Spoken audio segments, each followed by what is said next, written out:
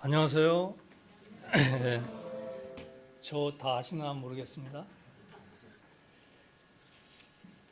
오늘 우리 전도사님이 읽어주신 목사님 되셨어요 혹시? 아직 아니죠. 본문이 굉장히 길죠. 제목도 길어요. 그러면 설교는 어떨까요? 짧죠. 그걸 노리고 제가 이렇게 본문도 많이 받고 제목도 깁니다. 여러분 다 자녀 키우잖아요. 자녀들한테 여러분 어떤 소리 듣는 게 가장 행복하고 정말 그 자녀를 둔 부모의 그 맛을 느낄까요? 자녀로 하여금. 아마 당신은 참 좋은 아버지, 당신은 참 좋은 어머니이십니다라는 말을 자녀들에게 들을 수 있다면 그보다 더 행복한 일이 있을까요? 하나님이 우리에게 아버지 되시잖아요. 그럼 하나님이 우리에게 제일 듣고 싶은 말이 뭐예요? 이거 해주세요, 저거 해주세요, 감사합니다, 이거 해주셔서. 그런 걸 다 초월해서 당신은 참 좋으신 아버지 하나님이십니다. 이런 고백들을 하세요? 하나님이 이 이상 더 듣고 싶은 말씀이 있을까? 그래서 제목은 어느 성경 본문을 하더라도 저는 이제 이 제목으로 말씀을 드리려고 작정을 했습니다. 그 성경을 보면 성경은 어떤 것은 참 쉬운데 어떤 것은 어렵습니다. 최근에 제가 성경을 보면서 빌립보서 그 2장 5절에서 8절에 있는 말씀을 보다가 이 말씀이야말로 성경을 푸는 열쇠구나. 참 좋으신 나의 아버지 하나님이라는 그 주제를 어떤 성경 본문을 택해더라도 설명할 수가 있는 열쇠가 있구나. 그게 바로 빌립보서 2장 6절부터의 말씀입니다. 제가 읽어볼게요. 그는 근본 하나님의 본체시나 하나님과 동등됨을 취할 것으로 여기지 아니하시고 오히려 자기를 비워 종의 형체를 가지사 사람들과 같이 되셨고 사람의 모양으로 나타나사 자기를 낮추시고 죽기까지 복종하셨으니 곧 십자가에 죽으심이라. 자, 그러면 예수님이 이런 분이신데 세상에 자기를 비우고 하나님인데 하나님인 것을 다 비우고 이 세상에 오셨다. 그러면 모든 예수님에 관한 이야기들은 이 말씀을 근거로 해서 그 말씀의 의미가 밝혀질 수가 있구나 하는 것을 제가 최근에 깨닫게 되었습니다. 그래서 그 빌립보서 2장에 나오는 말씀을 가지고 오늘 본문을 묵상하는 가운데 정말 하나님은 나의 좋으신 아버지이시구나 하는 말씀을 깨닫게 됐고 감동을 받았고, 제가 나이 먹어서 이제 여성 호르몬이 많이 나서 그런지 몰라도 이 본문 읽다가 울었어요. 참나 나도 나를 모르겠어요. 아무튼 저에게는 그런 본문입니다. 자, 여러분, 성경은 여러분과 제가 알다시피 창세기 1장 1절을 시작으로 해서 1장 1절 다 알죠? 어떻게 됩니까? 태초에 하나님이 천지를 창조하시니라. 자, 오늘 우리나라 사람이 이제 노벨 문학상도 받는 나라가 됐는데 저자가 책을 쓸 때 제일 중요한 말을 앞에 써요. 성경은 하나님이 창조주 하나님이라는 이 주제가 요한계시록 마지막까지 쫙 흐르고 있는 거예요. 그리고 막 벌어지는 일들을 기록한 거예요. 그러면 오늘 본문 말씀도 등장하는 사람이 야이로도 나오고 12회 혈류병 앓은 여인도 나오고 또 야이로에 죽어가다가 나중에 죽죠. 또 나오고 또 많은 예수님을 보고자 왔던 많은 군중들이 나옵니다. 이 많은 인물들 중에 누가 주인공이에요? 예수님이란 말이에요. 예수님. 그러니까 이 본문도 예수님을 중심으로 해서 예수님의 입장에서 이 본문을 봐야 돼요. 그러면 이 본문이 나의 참 좋으신 아버지 하나님이라는 것을 드러낼 수밖에 없다고 하는 사실입니다. 자, 여러분에게 질문을 드리겠습니다. 우리가 잘 아는 대로 여러분들 많이 이 본문을 가지고 이제 말씀도 듣고 읽었을 거예요. 야이로, 자기의 사랑하는 딸, 어린 딸, 죽어가는 딸을 둔 아버지 야이로, 이 사건과 이 이야기와 혈루병 앓는 여인의 그 사건이 두 개가 겹쳐져요. 그죠? 참 희한해요. 저자가, 이 마가라고 하는 저자가 이 사건 따로, 또 이 사건 따로 기록해도 되는데 그 많은 사건 중에, 놀라운 그 많은 이적의 사건들 중에 야이로의 사건과 야이로와 그의 딸의 사건과 혈루병 앓았던 여인의 사건을 연관을 시킨단 말이에요. 내가 질문을 하려고 그랬는데 내가 답을 해버렸네. 연관이 있습니까? 없습니까? 하려고 그랬는데 연관이 있어요. 예? 연관이 있어요. 저는 연관이 있다고 봅니다. 자, 한번 본문을 한번 생각해 보십시다. 누가 한번 그 22절과 23절을 한번 읽어 주실래요? 다 같이 한번 읽읍시다. 시작. 회당장 중에 하나님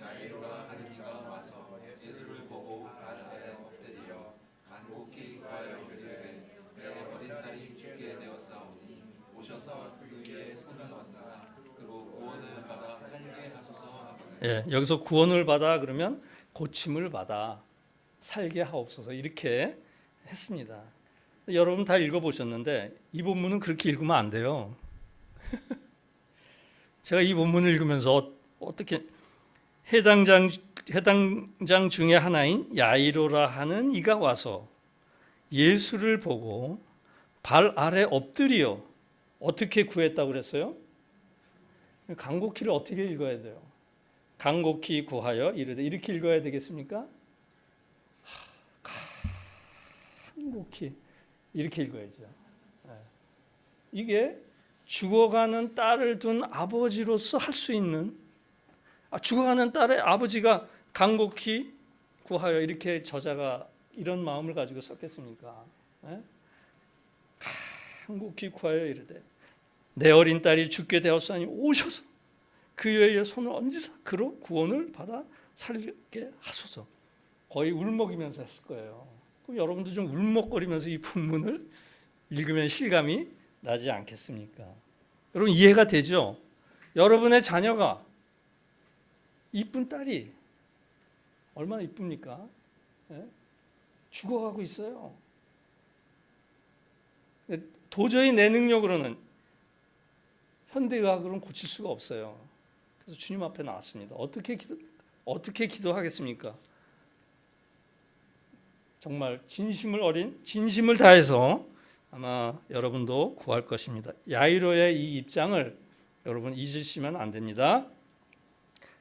그래서 24절에 보면 이에 그와 함께 가실세. 예수님은 흔쾌히 오케이, 내가 가겠다 라는 것을 느낄 수가 있죠. 흔쾌히 갔습니다. 요즘 말로 말하면 911을 타고 급하게 가는 거예요. 야이로가 간절했던 그 마음과 같이 예수님도 그와 동행을 했습니다. 얼마나 좋으신 주님이십니다. 많은 사람들이 과연 예수가 죽어가는 아이를 살릴까?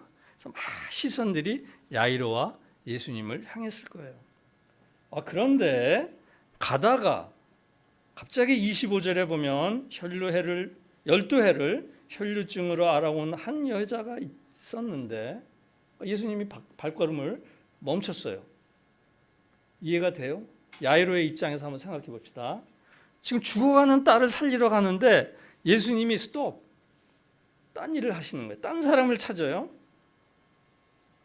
그럼 많은 사람들의 시선이 누구에게로 가겠습니까? 지금 예수님에게 가고 있잖아요.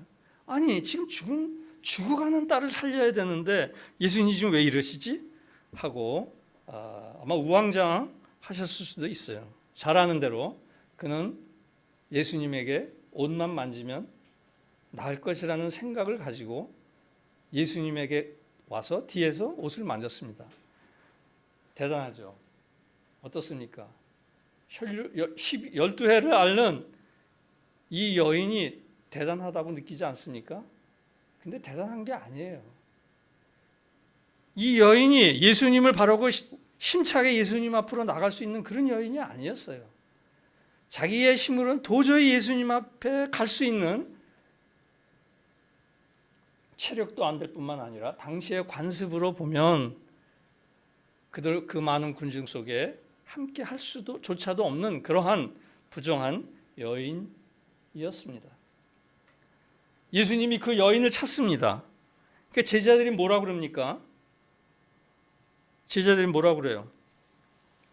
31절에 보니까 제자들이 여짜오되 무리가 에워싸 미는 것을 보시며 누가 내게 손을 대었느냐 물으시나이까. 이 여인이 이렇게 딱 와가지고 맨진 게 아니라 이 여인은 나올 수 있는 힘도 없어요. 그 많은 사람들 틈에 밀려서 사실은 누가 이걸 그 여인을 밀려서 예수님에게 오게 하신 분이 누굽니까? 성령 하나님이시죠. 근데 제자들의 눈에 볼 때는 맞아요. 그 여인은 힘이 없어요. 갈 수가 없어요. 어떻게 됩니까? 사람 틈에 껴서 밀린 거예요. 밀려. 다른 사람들이 예수님을 보러 가니까 그 힘에 의해서 끌려간 거예요. 끌려가다 어쩌다 보니까 예수님 앞에도 아니에요. 앞에. 뒤로 와서 예수님과 가까이 된 거예요. 그래서 손을 내면서 만진 것뿐이에요. 저는 이 말씀을 보면서 어떻습니까? 저는 이 여인과 갑자기 이렇게 딱 매치가 되는 거예요. 오버랩이 되는 거예요. 여러분 이 자리에 왔는데 여기까지 오는 데 있어서 밀려왔다고 생각하십니까? 아니면 내가 자발적으로 생각해서 주님 앞에 왔다고 생각하세요? 밀려서 왔어요. 이 이쁜 색시를 만나서, 예수 잘 믿는 색시를 만나서 살다 보니까 주님 믿게 되는 사람도 있고, 저 같은 경우는 저희 할머니가 난 놓고 기억자도 모르는 분인데 6.25 전까지는 그냥 미신을 믿은 토속 종교를 믿던 뭡니까? 지성이면 감천이다. 맨날 비나이다 그저 이런 샤머니즘적인 신앙을 가졌던 그런 할머니인데 어찌 돼가지고 많은 고난이 있었고 그리고 훌륭한 옛날에 이성복 목사님이라고 부흥사님이 계셨는데 그분 집회에 가서 예수를 믿고 나서 예수를 믿었어요. 그러니까 예수를 어떤 식으로 믿습니까? 내가 그 옛날 지극정성으로 산신령께 기도하던 그 자세로 하나님을 믿어요.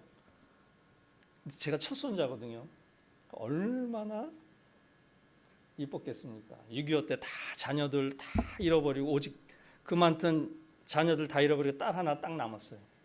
그 딸이 난 나를 마치 아들처럼 저는 새벽 기도부터 시작을 했어요. 우리 할머니한테 엎혀가지고. 내가 새벽 기도를 나가고 싶어서 나갔겠습니까? 밀려서 나간 거지. 아무튼 여러분들은 다 나름대로의 사건이 있을 것입니다. 이 여인은 밀려서 예수님에게 왔습니다. 그리고 이 여인은 어떤 여인이었습니까? 그가 많은 의사에게 많은 괴로움을 받았고, 왜 마가는 이 12의 혈류증 앓는 그 여자의 상태를 이렇게 자세히 썼냐 이거죠.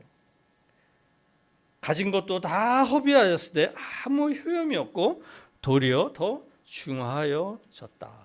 방법이 없어요. 그러니까 이 여자는 이 세상을 살아가는 데 있어서 어떠한 낙도 없어요. 능력도 없어요. 아마 죽을 날만 기다리는 참으로 허망한 삶을 살아갈 수밖에 없는 한 여인이었어요. 그것도 혈류증을 앓는. 저는 이 말씀을 보면서 또 나하고 오버랩이 되는 거예요. 우리가 우리가 이런 인생을 살고 있지 않을까? 여러분 어떻습니까? 괴로움이 있어요, 없어요? 여러분이 아무리 좋은 일이 있어도 3박 4일이 안 가잖아요. 아무리 좋은 게 많아도 한 가지 염려가 딱 들면 다 사라지잖아요. 부부 관계도 그렇잖아요.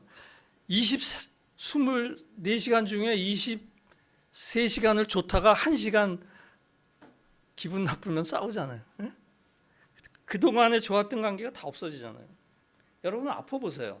아파보면 건강했을 때의 삶이 무슨 의미가 있습니까? 내가 지금 아픈데. 자, 이런 처참한 여인을 예수님이 찾으려고 죽어가는 딸을 둔 그 아버지와 동행하는 그 길에서 스탑을 했단 말이에요. 스탑.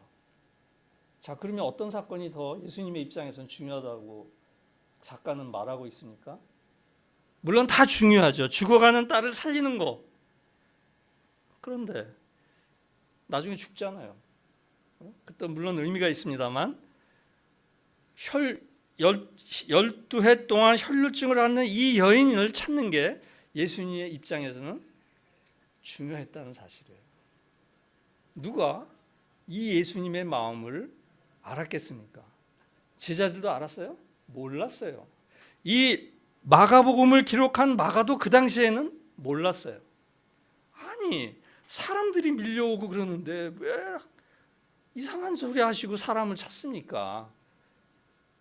기대감도 있을 수 있어요. 도대체 예수님이 찾는 그 여인은 누구냐? 안 그렇겠어요? 근데 찾았는데 뭐예요? 12해 혈루증으로 앓던 여인이었다. 그는 그나마 가진 돈이라고는 얼마 안 되지만 낳고자 많은 의사들을 찾아갔지만 낳기는커녕 괴로움만 당했다. 가진 게 다 잃었다. 소망이 없다. 근데 그런 여인을 찾았다. 이게 마가가 하고 싶었던 이야기입니다. 자, 그러면 여기는 없네. 한 번 더 넘어가 보세요. 34절을 한번 다 읽어볼까요? 시작. 예수께서 이르시되 딸아 내 믿음이 너를 구원하였으니 평안히 가라. 내 병에서 놓여 건강. 예수님이 그 여인을 향해서 뭐라고 부릅니까? 이게 말이 됩니까? 난 지금도 울컥하는데 성경에서 어디 적어도 마가복음에서 예수님이 누구를 고쳐주면서 딸아 혹은 아들아 라고 부르는 경우가 있어요? 없어요. 제자들도 알지 못했던, 아니 여태껏 내가 성경을 읽으면서도 볼 수 없었던 그 단어가 최근에 보니까 보이는 거예요. 딸아. 여러분 자녀들이 자랑스러울 때가 어떤 때예요? 예? 남보다 영어 더 잘하고 남보다 좀 잘난 구석이 있고 그런 자녀를 두면 얘 내 딸이야, 내 아들이야 사람들 앞에서 자랑하기 쉽죠. 근데 보세요. 12해 혈루증 앓는 그 여인, 그 비천한 여인이 그 여인한테 가서 예수님이 딸이라고 그래요. 그러면 예수님은 뭐예요? 지금 하나님께서 자기 몸을 비워 이 땅에 오게 하신 그 성육신 하신 성자 예수 그리스도를 통해서 보이는 하나님 예수 그리스도를 통해서 그 보이지 않는 하나님이 너희에게 너희와 어떤 관계가 있느냐 하는 것을 보여주잖아요. 그분은 아버지예요. 우리의 아버지예요. 여러분이 하나님을 향해서 아버지 하나님이라고 얘기했을 때 내가 당신의 아들이 될 만한 자격이 있어서 감히 아버지라 부르는, 물론 그건 아니잖아요. 근데 그것을 사건적으로 뼈저리게 느낄 수 있도록 한 사건이 오늘 이 사건이에요. 내가 12의 혈루증 앓는 여인보다 나은 게 뭐가 있어요? 내가 세상 가운데 드러내서 자랑할 수 있는 게 뭐가 있어요? 없어요. 내가 내 인생을 돌이켜봐도 만족스럽지가 않아요. 내가 나의 인생을 돌이켜봐도 문제가 너무나 많습니다. 내가 좋은 아내가 되고 좋은 남편이 되고 좋은 아버지가 되고 싶어도 할 수 없는데 존재예요. 나는 부족해요. 아마 이 12회를 혈류병 앓은 거 이상으로 나는 지금까지도 아프고 아파하는 아픔이 있을 거예요.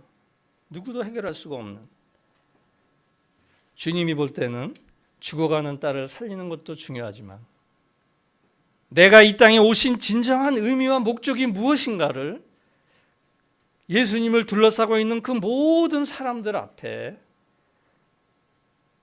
내가 어떤 하나님을 보여주고 있는가 하는 것을 보여주기를 원하셨던 것입니다. 제 설교는 여기까지입니다.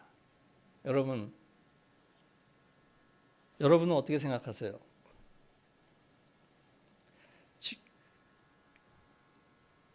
이 야이로를 통해서, 마가는 이 야이로라고 하는 인간 아버지를 통해서 세상의 아버지도 죽어가는 딸이 있는 그 아버지가 자기의 신분과 지위를 다 포기하고 소문으로 듣던 그 갈릴리 한 청년에게 나와 당신이라면 우리 딸을 고칠 수가 있습니다. 낫게 할 수가 있습니다. 해서 무릎을 꿇고 간곡히 부탁했던 그 야이로, 너희들 보고 있지? 세상의 모든 아버지가 이런 마음이야.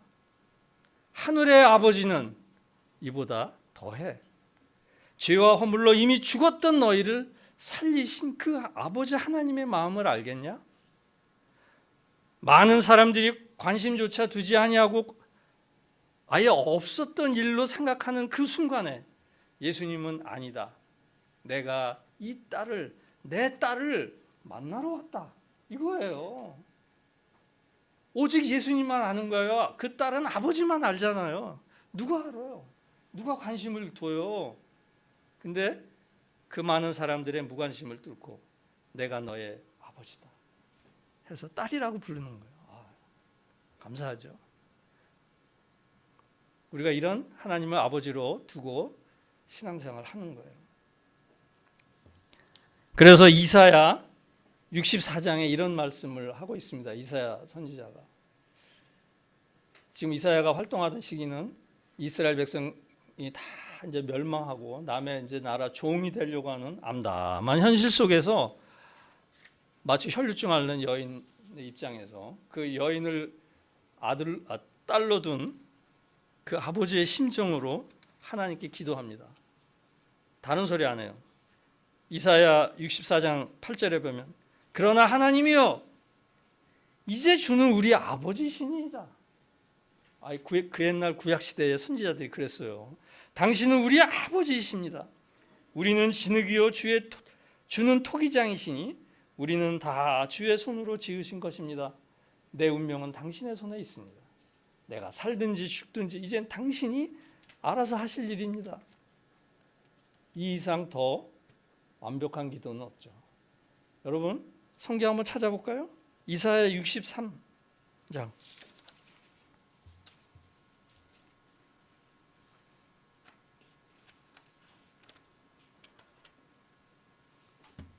그 구약 성경인데요.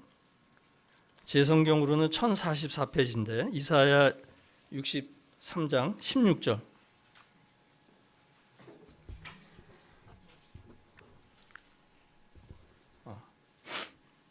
요즘은 다 이렇게 자판이 나오니까 자판이라고 그러나? 자막이 나오니까 성경을 안 갖고 와도 돼요. 근데 갖고 온 분들만 또 핸드폰이 있지. 다 찾으셨어요? 63편 16절. 우리 한번 정말 내가 하나님한테 하는 기도의 소리로 1044페이지 구약성경.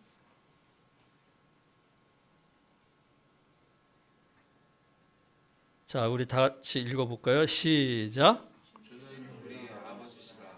아브라함은 우리를 모르고 이스라엘은 우리를 인정하지 아니할지라도 여호와여 주는 우리의 아버지시라. 옛날부터 주의 이름을 우리의 구속자라 하셨거늘. 이사야 그 옛날 구약의 선지자였던 이사야가 뭐라 그럽니까? 주는 우리 아버지시라. 아브라함은 우리를 모르고 이스라엘은 우리를 인정하지 아니할지라도 여호와여 주는 우리의 아버지시라. 아멘. 갑자기 성경 구절이 생각이 안 나는데 품에 안아 젖을 먹이는 엄마가 그 낳은 자녀를 잊을 수가 있습니까? 예? 여러분 다 자녀 낳았잖아요. 여러분의 자녀를 어떻게 잊을 수가 있습니까? 근데 그 혹시 그 어미는 그 아이를 잊을 수가 있을 수 있어요. 다 할지라도 여호와 하나님께서는 우리를 결코 잊으실 수가 있다 없다? 없다는 거예요. 전능한 하나님, 천지를 지으신 그 하나님, 그분 되심으로 우리를 자녀 삼으셨습니다. 그를 아버지로 부르며 오늘을 살아가고 있는 우리의 인생이 얼마나 복된 인생인가를 여러분 아셔야 됩니다. 우리가 죽어도 우리는 하늘의 영원한 집에서 그분을 아버지로 모시고 우리는 영원히 살아갈 것입니다. 이러한 믿음 가지고 좌절하지 마시고 비록 떠밀려가는 인생을 사는 우리이라 할지라도 하나님은 하나님께로 더 우리를 이끄실 것입니다. 믿습니까? 예. 그 하나님 맨날 아버지로 고백하면서 부자의 정 또는 부녀의 정을 늘 나누며 신나는 신앙생활 할 수 있기를 간절히 주님의 이름으로 축원합니다. 기도하겠습니다. 하나님 아버지, 참 말도 어눌하고 지혜도 부족한데 그래도 참 좋으신 그 하나님이시기에 그 좋으신 하나님이라는 것을 우리가 성도들과 함께 나눴습니다. 우리 성도들 마음속에 하나님이 참 좋으신 아버지로 남을 수 있도록 성령 하나님께서 늘 마음에 감동을 주시고 우리가 살아가는 삶의 사건 속에서 하나님의 손길을 구하는 그러한 아름다운 인생을 살아갈 수 있도록 도와주시옵소서. 예수님의 이름으로 기도합니다. 아멘.